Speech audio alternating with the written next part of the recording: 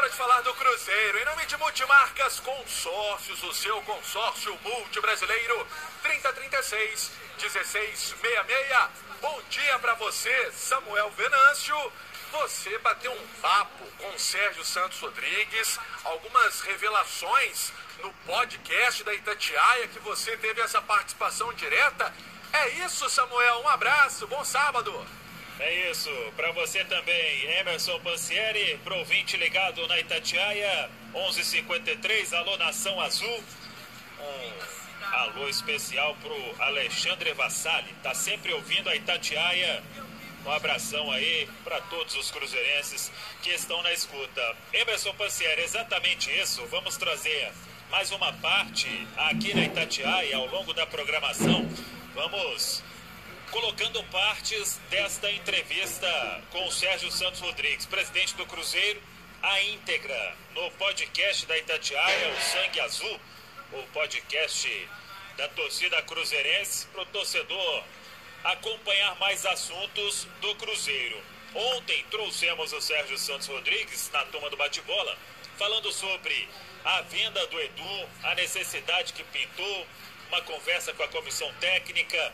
Entendeu também que foi um valor baixo, mas é o que o Cruzeiro tem para o momento, né? Quer honrar os compromissos salariais, então acabou tendo que se desfazer do Edu, mantendo uma parte dos direitos econômicos. Falou sobre as saídas de Robinho e Edilson. O Cruzeiro agora vai levantar o que deve a esses atletas e fazer uma proposta de pagamento desta rescisão com algumas parcelas, e aí aguarda, claro, o ok dos empresários dos atletas para firmar este acordo de saída. E também falou sobre Lucas Romero, que é um sonho distante, que trabalha com o pé no chão, mas claro que é um jogador que todo mundo gostaria de ter a volta dele. O Lucas Romero, que está no Independente de Avejaneda, e o clube argentino com muita dificuldade financeira neste momento. Vamos aguardar aí os próximos capítulos desta situação. E o Sérgio falou também sobre outros assuntos que a gente traz aqui no Rádio Esportes. Primeiro falando sobre esses dias iniciais como presidente, como tem sido e como serão os próximos, hein, Sérgio Santos Rodrigues? Bom, tem sido corrido, né? A gente tem trabalhado muito desde a semana passada da transição. Na transição já foi muito corrida, né? Foi dado espaço pra gente aqui na sede para poder trabalhar, a equipe já veio com tudo. E essa semana oficial não poderia ser diferente, né? Correndo atrás do dinheiro, de negociações, de patrocínios, de redução de custo, de produtos novos, de criatividade, preparando a nossa live, né? Indo para o mundo do entretenimento aí também. Então, tem sido bastante corrido. Começa cedo, termina tarde, mas mais importante para nós, todo mundo muito animado. A gente consegue ver nos olhos aqui dos funcionários a alegria, o ânimo que todo mundo tem de participar da construção desse novo Cruzeiro. Então é isso que é o mais importante. Sem a motivação dos braços que constroem isso, a gente jamais consegue chegar lá. Sérgio, você montou uma equipe, né, e vem montando esta equipe falando de pessoas qualificadas, né, para tocar este projeto juntamente com você. Eu queria que você destacasse um pouco mais sobre essas pessoas que você tem apostado aí, algumas sendo remuneradas, outras não, algumas superintendências. Eu queria que você falasse mais sobre esta equipe que está com você no dia a dia. É a nossa equipe apaixonadamente profissional, que a gente fala, né? Todos grandes cruzeirenses, todos de mercado. Como eu já avisava na eleição, falei, quem vier para o Cruzeiro ou vai ser bem posicionado no mercado ou vai ser pessoas que estão bem nos seus próprios negócios, né? Então a gente começou, o próprio Edson, o Edinho, filho do Lidson, meu vice. Eu relato para todo mundo o caso de um amigo que eu tenho há mais de 20 anos e que quando a gente vem entregar a nossa ficha de pedido para entrar no conselho junto para o Brás, que hoje é o nosso segundo vice, e falando, olha, é o primeiro caminho para a gente chegar à presidência do Cruzeiro, né? Uma coisa que a gente sempre quis. Depois o Edinho foi para São Paulo, ficou um tempo lá e está lá ainda, hoje meio lá, meio aqui, mas atendendo grandes empresas no Brasil. Aí vem o Rodrigo Moreira na parte de inovação, que vem dar essa toada aqui pra gente de forma bem distinta de tratar dentro de um clube de futebol. Volta o Daniel, do médico, que já esteve comigo, né? A Deis volta também do projeto Incentivado, que é uma referência nacional no assunto. trouxemos o Matheus para a área de inteligência, que também isso demonstra a nossa preocupação com a inovação, uma área pouco explorada, sem dúvida nenhuma, dentro de clube de futebol, mas mostrando que os números são muito produtivos para a gente conseguir fazer o que a gente está fazendo agora, mostrar para o parceiro a relevância do que a gente pode entregar para ele, né? E mantendo pessoas boas aqui também, o Argolo, o Sandro Gonzalez, que já estavam aqui, que também gozam de muito prestígio aí dentro das suas posições, enfim, é difícil falar que a gente vai perder o nome de um ou de outro, mas a gente está realmente muito animado. Aqueles que não recebem trabalham tanto quanto os que recebem, isso que é o mais importante, e todos estão trazendo grandes contribuições para nós. Você falou aí do Edson Potts, o Edinho, ele é um superintendente de marketing. O comercial terá uma superintendência? Como que você trabalha isso? Você já tem o nome dessa pessoa que vai tocar o comercial? Como que vai ser isso? Temos sim, temos o Rodrigo Campos. Rodrigo Campos, ele foi diretor da Coca-Cola Brasil e depois na Ásia. Também é um empreendedor, empreendedor próprio, né? Se assim podemos dizer, já fez uma marca de refrigerantes que ele vendeu depois, enfim, segue outros rumos aí. Hoje tem uma fintech também, mas é um cara que tem grande experiência no assunto, grande credibilidade no mercado e já está contribuindo muito com a sua ajuda aí para nós. Diretor ou superintendente? Superintendente. Então é mais um sem remuneração. É isso que é o mais bacana. A gente, nessa política de austeridade que a gente pratica dentro do clube, é mais um sem remuneração que trabalha tanto quanto se tivesse a remuneração. Só que ainda bem tem uma pessoa de bons recursos, né? Tem a sua renda própria e consegue dedicar ainda boa parte do seu tempo ao Cruzeiro. O financeiro, surgiu o nome do Divino Lima. Ele pode ser o diretor financeiro do Cruzeiro? Como que está essa negociação? Que é um cargo de muita responsabilidade nesse processo de construção todo, né, Sérgio? Sim, é um nome que eu gosto muito, realmente, também, mas faltam alguns acertos aí, mas virão dois ou três nomes para uma grande área financeira, que vai envolver planejamento, orçamento, controladoria, o RH vai entrar nesse braço, esse aí daqui a pouquinho a gente vai soltar, estão ainda fazendo algumas negociações. Qual o tamanho desse desafio? Você já calculou, todo mundo já falou, né, o balanço, a dívida enorme, muita coisa para pagar, muitos problemas para resolver, e você até chamou atenção naquela conversa com o elenco, com a comissão técnica na toca, né, que sabe de todos os problemas e por isso assumiu.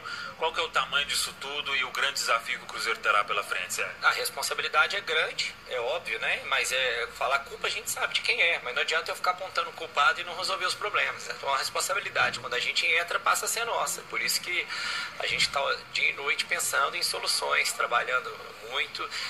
O desafio, sem dúvida nenhuma, é imenso, porque a dívida, né, ela é grande, mas não difere muito de outras dívidas de grandes clubes do futebol brasileiro, de clubes, inclusive, que estão jogando na Série A. É difícil para nós, foi o momento em que a gente tem essa dívida grande acumulada, com uma capacidade de geração de receita convencional menor, com uma cota de TV menor, pela primeira vez, né, que um clube de futebol vai ter isso, que vem da A para B, né, que vai ter a cota de TV de Série B, que é relevante ainda para nós, e nessa incerteza da pandemia. Então daí que vem o binômio aí, que a gente bate nele todo dia, que é o criatividade e credibilidade para poder inovar e buscar essas novas formas de captação de recursos. Até em cima disso, você anunciou a Arbor, né, consultoria de gestão. Como que vai ser o trabalho dela? É um plano de reestruturação financeira? Por exemplo, a Ernest Young fez um plano para o Flamengo, né? Alguns anos o clube virou essa potência de hoje. Já era, mas aproveitava-se mal os recursos, né? Como que a Arbor vai fazer isso e como que ela já está atuando nesta consultoria de gestão aqui no Cruzeiro? A Arbor tem uma função dupla aqui, que é bem distinta. Uma é a elaboração do planejamento estratégico, que o Cruzeiro nunca teve, ou seja, definir nossa missão, visão, valores, as metas, os objetivos, quantificar isso e depois ter o processo de acompanhamento disso, que é um planejamento, é uma coisa essencial para qualquer grande empresa. A segunda grande função é fazer o que a gente chama de turnaround do caixa, ou seja, tentar reduzir despesa e aumentar custo no aspecto de abrir cada detalhezinho de cada setor e ver o que a gente pode cortar ou como que a gente pode melhorar. Então são duas equipes bem distintas que trabalham nisso. A parte de reestruturação de dívida, a gente analisa propostas de 2 empresas ou pensa talvez em fazer interno, né? Nós temos o Sandro Gonzalez, que é o nosso CEO. O Sandro, para quem não sabe, é uma grande empresa, já foi considerado o melhor CEO do Brasil por 2 vezes, eleito inclusive por seus pares, tem uma grande capacidade administrativa e de gestão. Então é uma área que o Sandro tem gostado bastante de mexer na reestruturação de dívida, junto com quem a gente conseguir efetivar aqui do financeiro, terminando essas conversas. Então talvez a gente só não tenha certeza se esse setor de dívida vai ser interno ou se vai ser terceirizado, mas qualquer caminho que tomar vai ser de forma muito profissional, não tem dúvida nenhuma. Quando você falou sobre a recuperação do Cruzeiro, né, que você quer fazer de forma mais rápida possível, o que te mantém otimista que isso vai acontecer em um período mais curto do que muita gente se comenta nos bastidores de vários anos para o Cruzeiro voltar a ter uma potência, a ter uma vida financeira saudável? Que a gente está seguindo um caminho que ninguém seguiu, para sair de uma situação que acho que poucos chegaram, né? O Inter talvez seja o que chegou numa situação mais perto, não financeira, mas de crise institucional, de credibilidade moral, né? A gente teve prisão de dirigente, enfim, o Cruzeiro soma isso a uma crise financeira. Então eu sei que é uma crise sem precedente. Alguns jornalistas eu já vi me criticando, falam que quando eu cito River, Bahia, Racing, quando eu cito esses outros exemplos, falam, mas nenhum deles nunca teve igual o Cruzeiro. Eu falei, mas nenhum deles nunca teve uma equipe igual a gente montou aqui também. Então o que me anima é ver que no curto prazo a gente consegue demonstrar esses resultados, né? Então você vê, antes da eleição, o Pedro é uma pessoa que sempre ajudou o clube, mas ele falou, ele mesmo conta isso, ele não deu dinheiro para o Cruzeiro, ele acreditou no projeto que a gente apresentou, que nós vamos ganhar junto. E com o Regis foi a mesma coisa. O Vem Campo, que patrocina a gente agora, o Regis, no seu discurso, ele é muito claro ao dizer, olha, o que o Cruzeiro me apresentou é uma possibilidade de que, mais do que eu colocar o dinheiro na camisa dele, ele vai me dar retorno, e esse retorno também volta para o Cruzeiro de outra forma depois. Então a gente já tem outras conversas marcadas nisso. A gente tem incentivado bastante dentro do departamento de futebol. A gente já efetivou a venda de um atleta aí que já foi negociado, então, que já foi noticiada. Isso aí, e se precisar, vamos fazer mais, porque já fizemos rescisão de atletas também, como também já foi noticiado, para bater essa austeridade financeira do Cruzeiro. Então, assim, o que a gente está mostrando é isso. Eu sou um grande torcedor da arquibancada, como os 9 milhões de torcedores do Cruzeiro, só que quando você assenta na cadeira para representá-los, você não pode pensar com o fígado, né? Você tem que pensar de forma de gestão para ter um Cruzeiro perene, né? A frase que eu sempre usei é: eu quero um Cruzeiro para os meus filhos e para os meus netos. Então, para que isso seja sustentável, nós temos que tratar ele como uma grande organização. 12:05, tá aí uma parte então da entrevista do Sérgio Santos Rodrigues, que está no podcast Sangue Azul, na seção Itacast, o podcast da Itatiaia. Emerson Pansieri, o Sérgio Santos Rodrigues falando sobre vários assuntos importantes neste processo da construção, que ele diz, de um novo Cruzeiro. O que dá para perceber, Samuel, 12:07, estamos com o Samuel Venâncio e o noticiário do Cruzeiro aqui no Rádio Esportes, é que vai ter um planejamento estratégico e administrativo no Cruzeiro. Isso começou com um trabalho que foi feito no início do ano, teve a transição do conselho, agora chega o Sérgio, e com pessoas e com profissionais gabaritados para isso.